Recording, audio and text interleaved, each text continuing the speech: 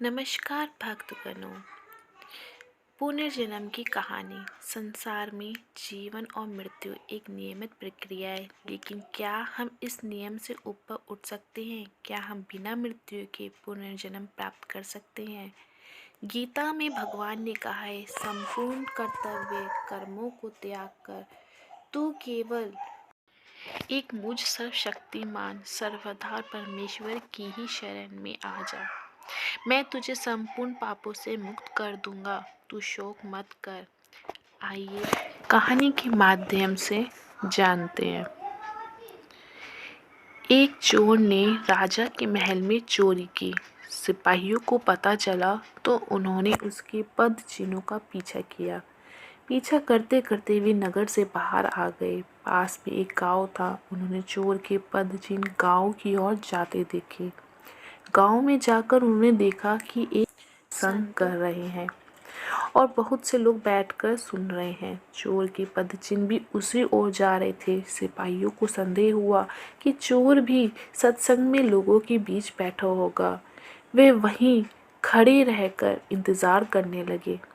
सत्संग में संत कह रहे थे, जो मनुष्य सच्चे हृदय से भगवान की शरण में चला जाता है, भगवान उसके संपूर्ण पापों को माफ कर देते हैं। गीता में भगवान ने कहा है, संपूर्ण कर्तव्य कर्मों को त्याग कर तू केवल एक मुझ सर्वशक्तिमान न सर्वाधार परमेश्वर की ही शरण में आ जा। मैं तुझे संपूर्ण पापों से मुक्त कर दूंगा, तू शोक मत कर।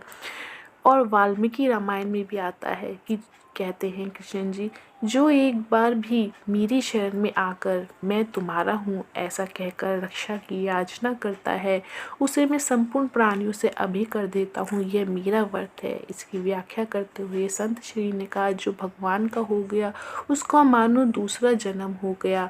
अब ये पापी नहिरा साधु हो गया। अगर कोई दुराचारी से दुराचारी भी अनन्य भक्त होकर मेरा भजन करता है, उसका साधु ही मानना चाहिए, कारण कि उसे बहुत अच्छी तरह से निश्चय कर ले कि परमेश्वर के भजन के समान कुछ अन्य नहीं है। चोर वहीं बैठा सब सुन रहा था। उस पर सत्संग का बड़ा असर पड़ा।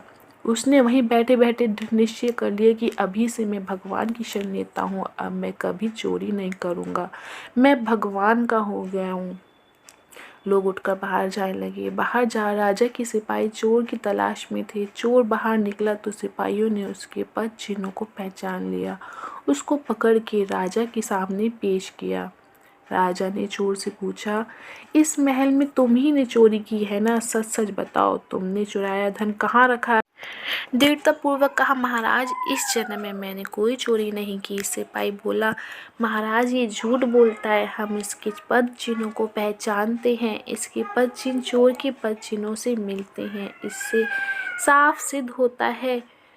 तब राजा ने चोर की परीक्षा लेने की आज्ञा दी, जिससे पता चले कि वे झूठा है या सच्चा।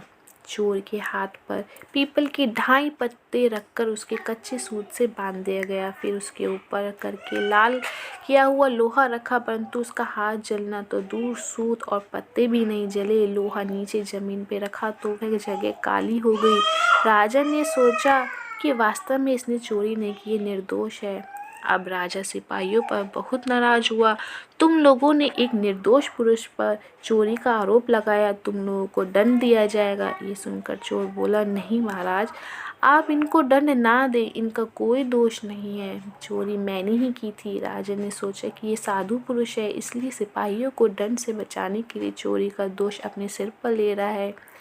राजा बोला, तुम्हें दया करके इनको बचाने के लिए ऐसा कह रहे हो, पर मैं इन्हें दंड अवश्य दूंगा। चोर बोला, महाराज मैं झूठ नहीं बोल रहा हूँ, चोरी मैंने ही की थी। अगर आपको विश्वास ना हो तो अपने आदमियों को मेरे पास भेजो, मेरी चोरी का धन जंगल में जहाँ छिपा रखा है वहाँ से लाकर दिखा दूंगा। राजा ने अपने आदमियों को चोर के साथ भेजा। चोर उनको वहाँ ले गया जहाँ उसने धन छिपा रखा था। वहाँ से धन लाकर राजा के सामने रख दिया। ये देखकर राजा को बड़ा आश्चर्य हुआ। राजा बोला, अगर तुमने ही चोरी की थी, परीक्षा लेने पर तुम्हारा हाथ क्यों नहीं जला? तुम्हारा हाथ भी नहीं जला और तुमने चोरी का धन भी लाकर दे दिया। ये बात हमारी समझ में नहीं आ रही। ठीक ठीक बताओ, बात क्या है? चोर बोला, महाराज मैंने चोरी करने के बाद धन को जंगल में छिपा दिया और गांव में चला गया। वहाँ एक जगह सत्संग हो रहा था, मैं वहाँ जाकर लोगों के बीच बैठ गया। सत्संग में मैंने सुना कि जो भगवान की शरण लेकर पुनः पाप ना करने का निश्चय कर लेता है, उसको भगवान सब पापों से मुक्त कर देते हैं, उसका नया जन्म हो जाता है। इस बात पर मुझ पर बड़ा असर पड़ा और मैंने दृढ़ निश्चय किया कि अब मैं कभी चोरी नहीं करूँगा। अब मैं भगवान का हो लिया हूँ कि अब मैं कभी चोरी नहीं करूँगा। इसलिए तब से मेरा नया जन्म हो गया। इस जन्म में मैंने कोई चोरी नहीं की, इसलिए मेरा हाथ नहीं जला। आपके महल में मैंने जो चोरी की थी वे पिछले जन्म में की थी। देखा कैसा दिव्य प्रभाव है सत्संग का। मात्र कुछ क्षण के सत्संग ने चोर का जीवन ही पलट दिया, उसे सही समझ देकर पुण्यात्मा धर्मात्मा बना दिया। चोर सत्संग वचनों में दृढ़ निष्ठा से कठोर परीक्षा में भी सफल हो गया, उसका जीवन बदल गया। राजा उससे प्रभावित हुआ, प्रजा से भी सम्मानित हुआ और प्रभु के रास्ते चलकर प्रभु से कृपा से उसे परम पद को भी पा लिया।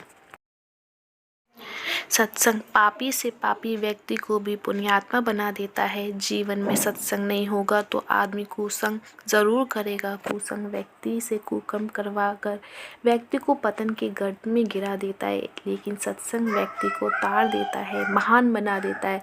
ऐसी महान ताकत है सत्संग में। ऐसी कहानियाँ और सुनने के लिए मेरा चैनल लाइक एंड सब्सक्राइब करें।